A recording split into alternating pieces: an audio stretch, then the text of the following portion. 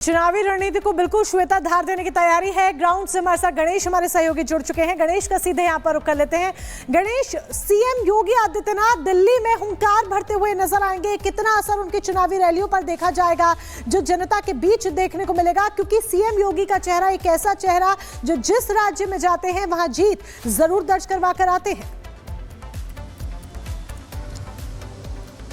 देखिए, बीजेपी के fire brand नेता है और उत्तर प्रदेश के मुख्यमंत्री योगी आदित्यनाथ। योगी आदित्यनाथ जाने का मतलब जिस भी राज्य में जाते हैं वहां पर बीजेपी के लिए जीत के प्रबल जो हो जाती है वहां पर। तो लगातार ये देखिए, अब दिल्ली विधानसभा चुनाव को लेकर महज 15 से दिन का वक्त बचा पड़ा है। दिल्ली विधानसभा चुनाव के अंदर जब उत्तर प्रदेश के मुख्यमंत्री योगी आदित्यनाथ के 23 जनवरी से कहा जा रहा है इस चुनाव में उनकी जनसभा के साथ उनकी एंट्री हो जाएगी, जहां पर जो बताया जा रहा है कि किराड़ी जो पहला विधानसभा होगा जहां से उनकी इस तरीके से चुनावी रैली की शुरुआत होगी। 28 तारीख को, 30 जनवरी को और 1 फरवरी को उनकी जनसभा होगी। कुल मिलाकर 14 जनसभा उत्तर प्रदेश के मुख्यमंत्री और बीजेपी के फायर ब्रांड नेता योगी आदित्यनाथ लोगों को संबोधित करेंगे। और कहा जा रहा है कि जो मुस्लिम बहुल इलाके हैं उन इलाकों में योगी आदित्यनाथ की जनसभा होगी। अगर मैं बात करूं प्रत्याशियों की, जिस तरीके से जानकारी आ रही है, मोहन सिंह बिष्ट जो मुस्तफाबाद से चुनावी इस बार वो चुनाव में उतरे हैं, या महरौली से गजेंद्र यादव जो चुनाव में उतरे हैं, या पटेल नगर से उमंग बजाज जो इस बार बीजेपी के प्रत्याशी है, इन या गोंडा से जो अजय महावर ये प्रत्याशी है, इन तमाम प्रत्याशियों को लेकर उत्तर प्रदेश के मुख्यमंत्री और बीजेपी के फायर ब्रांड नेता योगी आदित्यनाथ वोट और जन समर्थन को लेकर इनकी रैली करते हुए हमें दिखाई पड़ेंगे। और लगातार हमने देखा है कि जिस तरीके से योगी आदित्यनाथ चाहे महाराष्ट्र के अंदर हो चाहे हरियाणा के अंदर हो, जहां पर उनकी जनसभाएं हुई है, बड़ी संख्या में लोग उनके लिए सुनने के लिए पहुंचते हैं। बड़ा महत्वपूर्ण होता है योगी आदित्यनाथ को अगर बीजेपी उतार रही है तो क्या जो दिल्ली में यूपी, बिहार और पूर्वांचल के लोग रहते हैं, जो 14 ऐसी सीटें हैं जो निर्णायक भूमिका में है दिल्ली में, जहां पर जीत और हार तय होती है, क्या वहां पर एक बड़े मार्जिन की तैयारी बीजेपी कर रही है? बहुत बहुत धन्यवाद गणेश, आगे भी आपसे अपडेट लेंगे, जानकारी देने के लिए बहुत बहुत धन्यवाद। और चलिए अब बात करते हैं संभल की। और सवाल यह है कि जो संभल का कनेक्शन है वो पाकिस्तान से जुड़ता नजर आ रहा है और इसीलिए संभल के गुनहगार पाक से जुड़े तार। इस पूरी खबर पर डिटेल बताते हैं। संभल स्थित जामा मस्जिद में हिंसात्मक घटना के फलस्वरूप 70 अभियुक्तों को गिरफ्तार किया गया है।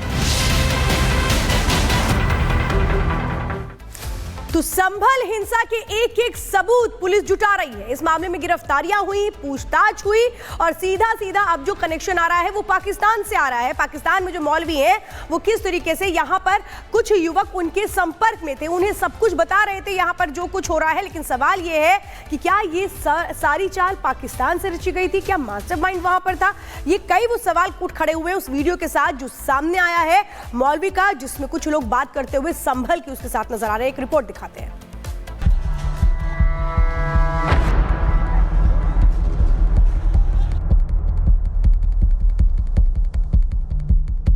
संभल की मस्जिद का किस्सा आपके सामने है। 5 लोगों को गोली मारकर शहीद कर दिया जाता है। चाहे एआईएमआईएम के अध्यक्ष असदुद्दीन ओवैसी हों या समाजवादी पार्टी के मुखिया अखिलेश यादव या फिर राहुल गांधी, तीनों कह रहे थे कि योगी की पुलिस मुसलमानों पर जुल्म कर रही है। अखिलेश यादव की पार्टी ने तो संभल में जाकर 5-5 लाख रुपए के चेक भी बांट दिए थे। लेकिन अब तुष्टीकरण की राजनीति का पर्दाफाश हो गया, क्योंकि संभल पुलिस ने रविवार को जिन 10 लोगों को पकड़ा है उनमें एक शख्स दाऊद गैंग से जुड़ा है। दाऊद गैंग से कनेक्शन रखने वाले इस शख्स का नाम मुल्ला अफरोज। ये वही शख्स है जो 24 नवंबर को संभल में हिंसा वाले दिन पुलिस पर तनातन फायरिंग कर रहा था और इसी शख्स ने पाकिस्तान ऑर्डिनेंस फैक्ट्री में बनी गोली से पुलिस पर फायरिंग की थी, जिसके बाद खाली खोखे भी पुलिस ने बरामद किए थे। पकड़ा गया ये शख्स मुल्ला अफरोज दुबई में बैठे दाऊद इब्राहिम के गुर्गे शारिक साटा गैंग के कहने पर ही संभल में बवाल मचा रहा था। पुलिस दावा कर रही है कि संभल में हिंसा करने का ऑर्डर दाऊद इब्राहिम की तरफ से ही दिया गया था। ऑर्डर था पुलिस फोर्स को बड़ा नुकसान पहुंचाने का, लेकिन ऐसा हो नहीं पाया, क्योंकि खबर मिल रही है कि दाऊद इब्राहिम के गुर्गे मुल्ला अफरोज ने शारिक साटा गैंग के कहने पर गोलियां तो चलाई, लेकिन उस गोली से उसके अपने की 2 लोगों की मौत हो गई। मतलब मुल्ला अफरोज पुलिस को निशाना बनाकर फायरिंग तो कर रहा था, लेकिन गलती से गोली हिंसा कर रखे लोगों को ही जा लगी, जिससे बिलाल और अयान की मौत हो गई। एक अभियुक्त मुल्ला अफरोज पुत्र अफसर निवासी थाना कोतवाली नखासा को भी गिरफ्तार किया गया है। यह सारिक साटा गैंग का सक्रिय सदस्य है एवं वाहन तस्करी एवं शस्त्र तस्करी से जुड़ा हुआ है। पूर्व से ही यह जेल जा चुका है। यह अपने साथियों के साथ जामा मस्जिद हिंसा के दौरान घटनास्थल पर मौजूद था और इसके द्वारा पुलिस पार्टी पर भी फायरिंग किया गया था। फायरिंग के मध्य अफरा तफरी में कुछ गोलियां इसके साथियों को और उपद्रवियों को भी लगी, जिसके फलस्वरूप 2 व्यक्ति अयान एवं बिलाल की भी मृत्यु कारित हुई है। संभल पुलिस ने रविवार को जिन 10 लोगों को पकड़ा है, उनकी पहचान शोएब, सुजाउद्दीन, राहत, मोहम्मद आजम, अजहरुद्दीन, जावेद, मुस्तफा और मुल्ला अफरोज के रूप में हुई है।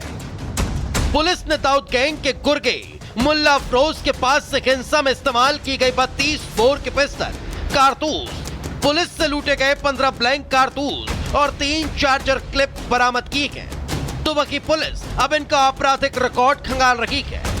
पुलिस को शक है कि जैसे मुल्ला अफरोज के दुबई में बैठे शारिक साटा गैंग से कनेक्शन है और शारिक साटा गैंग दाऊद इब्राहिम और पाकिस्तान की खुफिया एजेंसी ISI के लिए काम करता है, वैसे कि पकड़े गए बाकी लोगों के भी किसी न किसी गैंग से लिंक हो सकते हैं। पुलिस ने दाऊद का कनेक्शन सामने आने के बाद जांच का दायरा बढ़ा दिया, लेकिन इस घटना से पोल भी खुल गई उन लोगों की जो संभल हिंसा के बाद से तुष्टिकरण कर रखे थे और पुलिस को दोषी ठहरा रखे थे, यह कहकर कि पुलिस की वजह से हिंसा फैली। जबकि सच तो यह है कि संभल की जामा मस्जिद में सर्वे का आदेश कोर्ट ने दिया था और पुलिस तो केवल सर्वे टीम की सुरक्षा में मुस्तैद थी। Bureau report, Republic Bharat. तो किस तरीके से संभल हिंसा के तार पाकिस्तान से जुड़े हुए हैं, कि कर खुलासा हो रहा है, इसका डी कनेक्शन भी सामने आया है। संभल हिंसा मामले में पुलिस ने बड़ा एक्शन लिया है। बड़ा एक्शन लेते हुए दाऊद इब्राहिम से जुड़े गैंग पर बड़ी कार्रवाई को अंजाम दिया है। पुलिस की तरफ से एक्शन लिया गया है। साठा गैंग के गुर्गे समेत 10 लोग जिन्हें गिरफ्तार किया गया है पुलिस की तरफ से। अब तक 70 लोगों की गिरफ्तारी हो चुकी है। इस पूरे मामले में शारिक साठा के संपर्क में यह गिरफ्तार आरोपी था और इसके जो संपर्क थे सीधे दाऊद के गुर्गे से थे। यूपी का मोस्ट वांटेड अपराधी है शारिक साठा। शारिक साठा दुबई से अपना संगठन चलाता है और संभल हिंसा में कहीं ना कहीं इसका इन्वॉल्वमेंट माना जा रहा है। अंडरवर्ल्ड डॉन दाऊद के लिए यह काम करता है। जिस तरीके से हिंसा हुई, पाकिस्तान खुफिया एजेंसी ISI से भी इसके तार जुड़े हुए बताए जा रहे हैं। इसके लिंक्स एक एक कर खंगाले जा रहे हैं और एक एक कर पुलिस के हाथ तमाम जो जानकारी है वो एकत्रित हो रही है। तो संभल हिंसा केस में अफरोज गिरफ्तार है। आरोपी अफरोज के पास से हथियार बरामद हुए हैं। हिंसा में इस्तेमाल हथियार भी बरामद किए गए हैं। ये इस वक्त की खबर आपको बता रहे हैं। इस मामले में हर दिन एक्शन हो रहा है। हथियार बरामद हो रहे हैं और हथियारों के जरिए ये पता लग रहा है कि कहां से कनेक्शन था। जिस तरह के हथियार इनके पास मिल रहे हैं उससे साफ तौर पर पता लगता है कि कैसे